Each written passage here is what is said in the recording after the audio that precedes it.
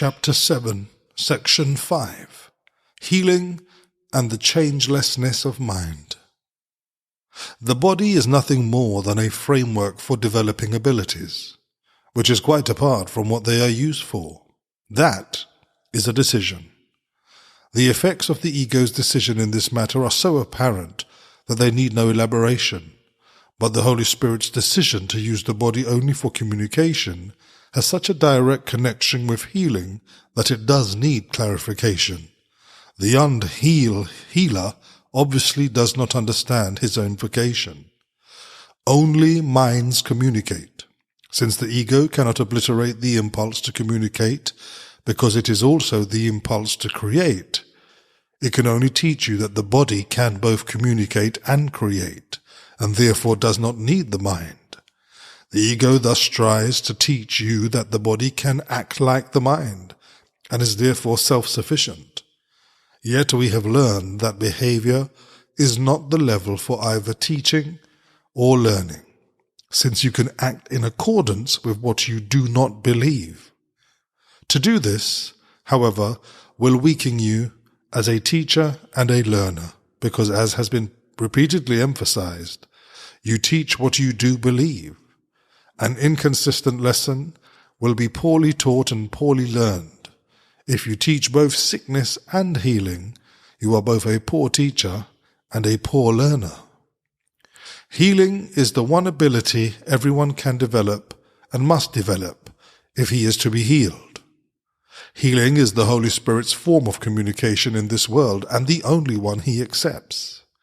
He recognizes no other, because he does not accept the ego's confusion of mind and body. Minds can communicate, but they cannot hurt. The body in service of the ego can hurt other bodies, but this cannot occur unless the body has already been confused with the mind. This situation, too, can be used either for healing or for magic, but you must remember that magic always involves the belief that healing is harmful. This belief is its totally insane premise, and so it proceeds accordingly. Healing only strengthens. Magic always tries to weaken. Healing perceives nothing in the healer that everyone else does not share with him. Magic always sees something special in the healer, which he believes he can offer as a gift to someone who does not have it. He may believe that the gift comes from God to him, but it is quite evident that he does not understand God if he thinks he has something that others lack. The Holy Spirit does not work by chance, and healing that is of him always works. Unless the healer always heals by him, the results will vary. Yet healing itself is consistent, since only consistency is conflict-free, and the only conflict-free are whole. By accepting exceptions and acknowledging that he can sometimes heal and sometimes not, the healer is obviously accepting inconsistency. He is therefore in conflict and is teaching conflict. Can anything of God not be for all and for all ways? Love is incapable of any exceptions. Only if there is fear does the idea of exceptions seem to be meaningful. Exceptions are fearful because they are made by fear. The fearful healer is a contradiction in terms, and is therefore a concept that only a conflicted mind could possibly perceive as meaningful. Fear does not gladden, healing does. Fear always makes exceptions, healing never does. Fear produces dissociation because it induces separation. Healing always produces harmony because it proceeds from integration. It is predictable because it can be counted on. Everything that is of God can be counted on because everything of God is wholly real. Healing can be counted on because it is inspired by his voice and is in accord with his laws. Yet if healing is consistent, it cannot be inconsistently understood. Understanding means consistency, because God means consistency. Since that is his meaning, it is also yours.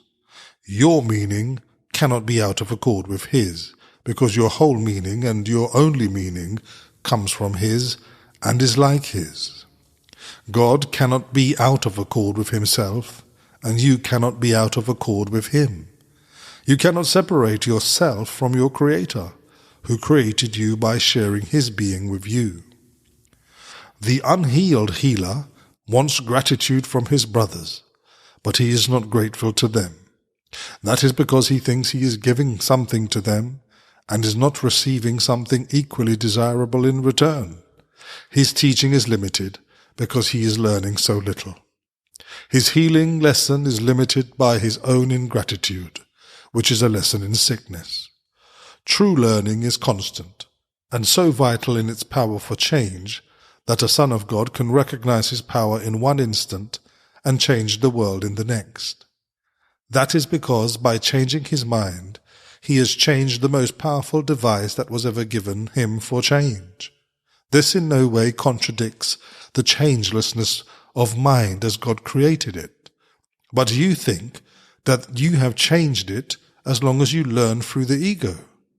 This places you in a position of needing to learn a lesson that seems contradictory.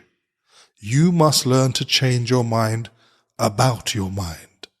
Only by this can you learn that it is changeless. When you heal, that is exactly what you are learning. You are recognizing the changeless mind in your brother by realizing that he could not have changed his mind. That is how you perceive the Holy Spirit in him. It is only the Holy Spirit in him that never changes his mind.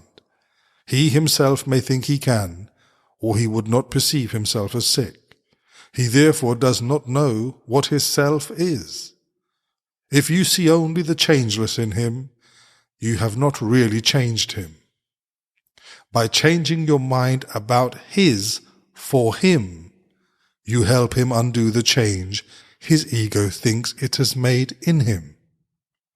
As you can hear two voices, so you can see in two ways. One way shows you an image or an idol that you may worship out of fear, but will never love. The other shows you only truth, which you will love because you will understand it. Understanding is appreciation, because what you understand, you can identify with, and making it part of you, you have accepted it with love. That is how God himself created you, in understanding, in appreciation, and in love.